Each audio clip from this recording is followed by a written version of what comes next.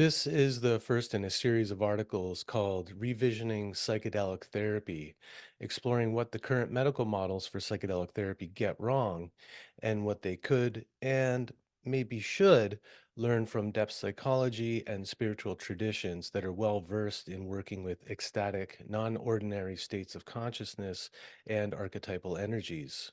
This was originally published in May 2021 and recently republished on my Substack. If you'd like to read this essay, you can go to theveil.substack.com.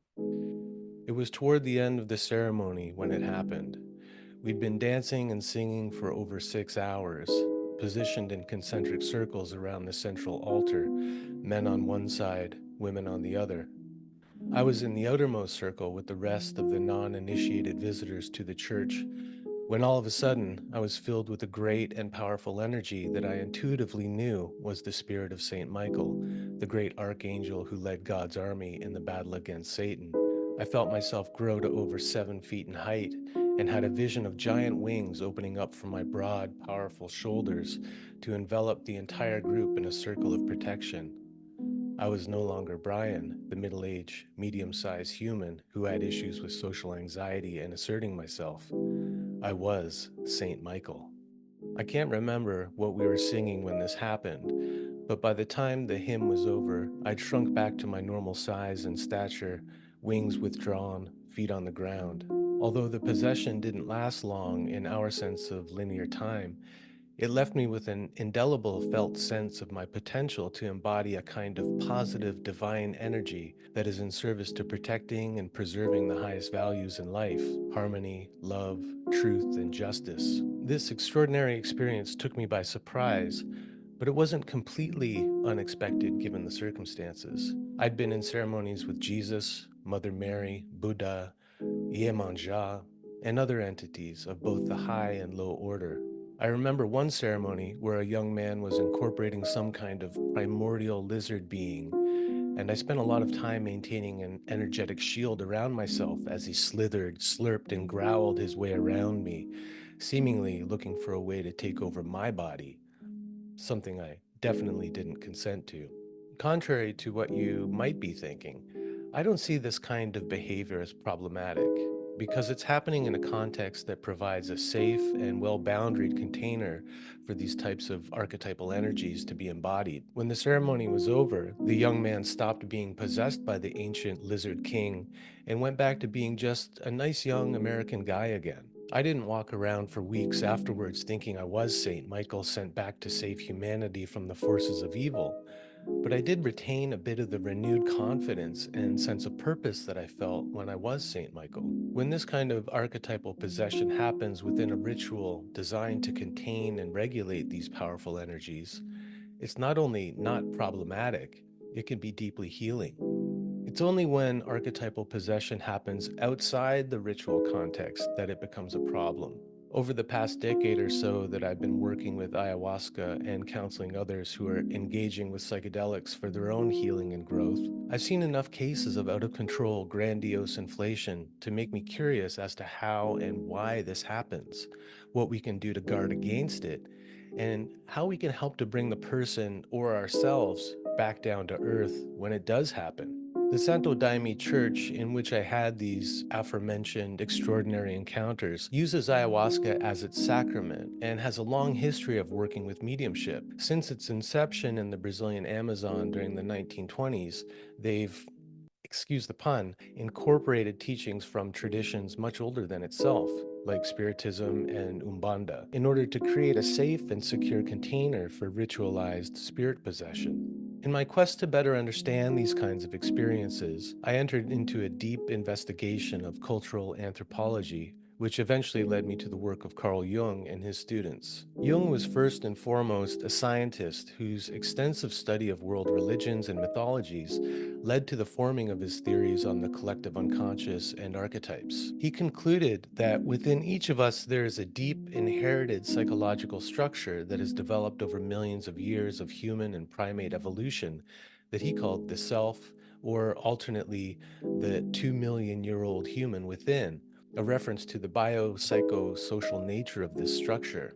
Within the greater structure of the self are multiple energetic patterns of potential that influence and shape the way we think, feel, and behave.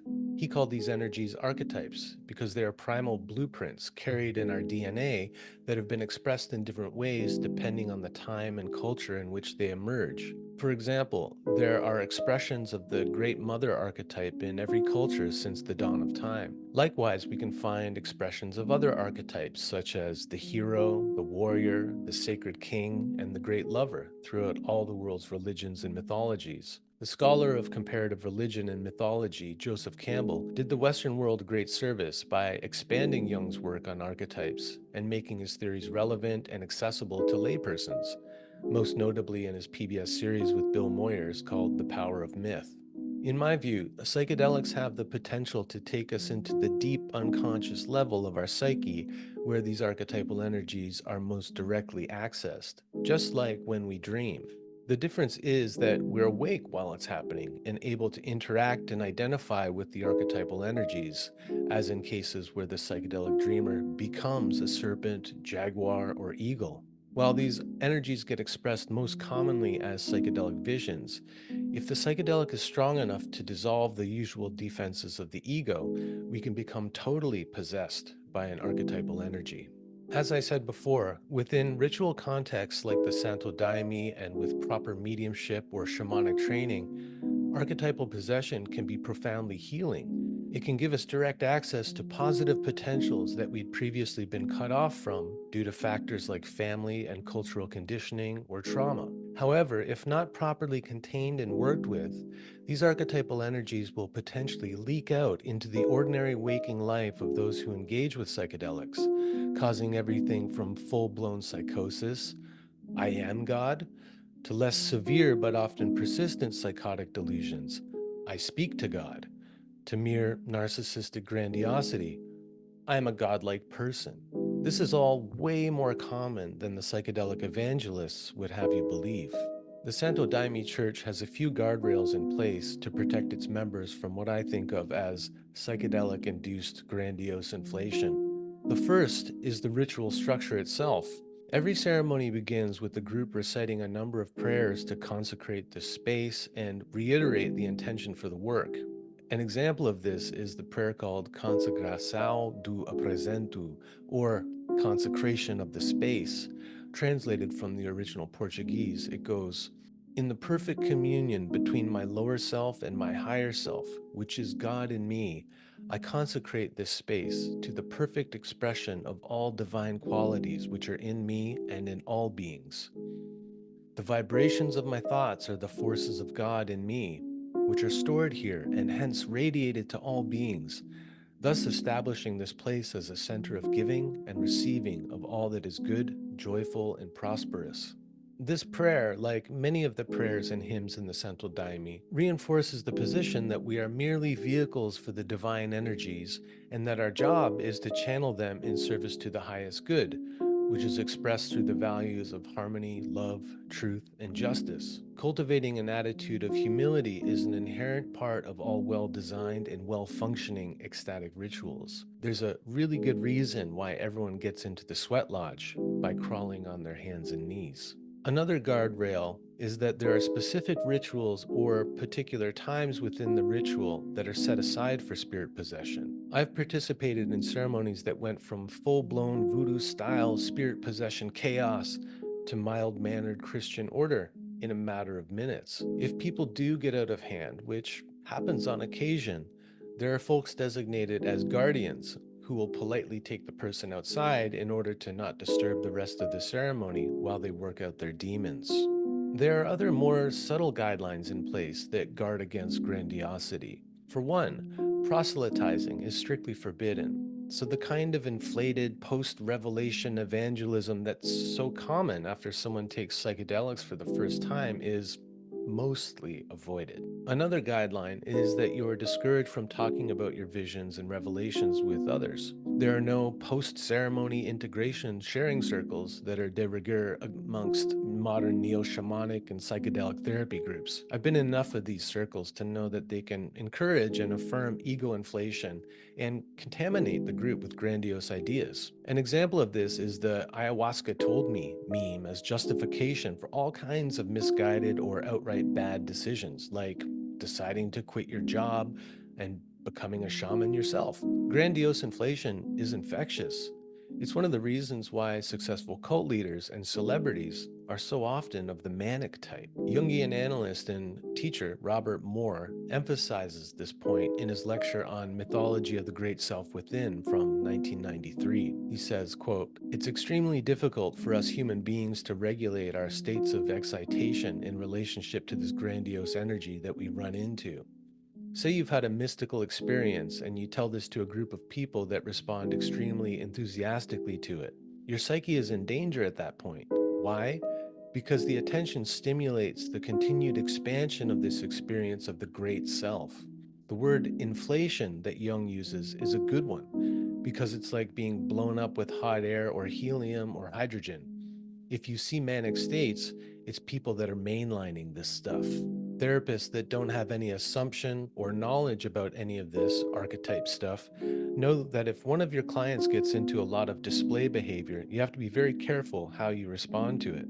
That is, if they get into very exhibitionistic behavior and you respond to it in a way that's not aware of how it's likely to burgeon, if you respond to it too enthusiastically, then you may find yourself driving your patient into a hospitalization because you responded too enthusiastically to an exhibitionist display. There are many therapists that don't have any idea of the grandiose energies in the human psyche that are waiting to be overstimulated. The fact that these God-sized archetypal energies exist in the human psyche and that psychedelics are so effective in potentiating and inflaming them is cause for ensuring that there are ritual structures and leadership in place that are capable of containing, contextualizing, and regulating them. The sort of cognitive behavioral therapy and mindfulness based approaches being utilized in current psychedelic therapies are just not equipped to properly deal with psychedelic induced grandiose inflation. We need, at the very least, psychedelic integration counselors and coaches who are familiar with and well studied in depth psychological models that account for extreme and mild states of archetypal possession. One simple way we could start is by reconsidering the term psychedelic. The term psychedelic is a compound of the Greek words psyche and delos, meaning revealing the soul. However, because the term was originally coined by a Western psychiatrist within a medical context, it's usually mistranslated as manifesting the mind. The Western medical establishment has no place for things like soul, spirit, or God, so it's no surprise that this mistake has consciously or unconsciously been perpetuated since the term was coined in the 1950s. Another lesser known Greek rooted term for psychedelic substances coined in the late 70s by Greek scholar and expert on Dionysian ecstatic ritual, Carl P. Rook, is entheogen, which means producing God within. Although entheogen accurately captures the numinous quality of the psychedelic experience, it inaccurately suggests that it's the substance which produces the God effect, rather than simply allowing us to access what is already inside us. One only has to look at dreams, waking visions, and the well documented and common varieties of mystical experience available via meditation, prayer, breathwork, dancing, and chanting for proof that the archetypal energies are already and always active within each of us. We simply need to get out of our rational, materialist heads to touch into them. Perhaps a better term for these substances is entheodelic, which means revealing the divine within. It might seem like a small thing to haggle over terminology, but I believe that our language shapes the way we perceive and engage with the world. So, having an appropriately respectful and reverent attitude towards these substances starts with having a term for them that recognizes their true power and potential. I want to finish by making the argument that if we, as modern civilized people, are going to engage with these powerful entheodelic substances responsibly, then we must carefully study the spiritual and psychological traditions that have worked with archetypal energies for generations, and perhaps most importantly, look to living ritual elders for guidance in developing safe, effective, and integrative holistic models for psychedelic therapy. ones that don't leave the soul out of psychedelics or the gods out of entheogens. Thanks so much for watching. If you enjoyed this video essay, please like the video and subscribe to the channel and turn on notifications. And please let me know what your thoughts are on this topic by leaving a comment below. Thanks so much.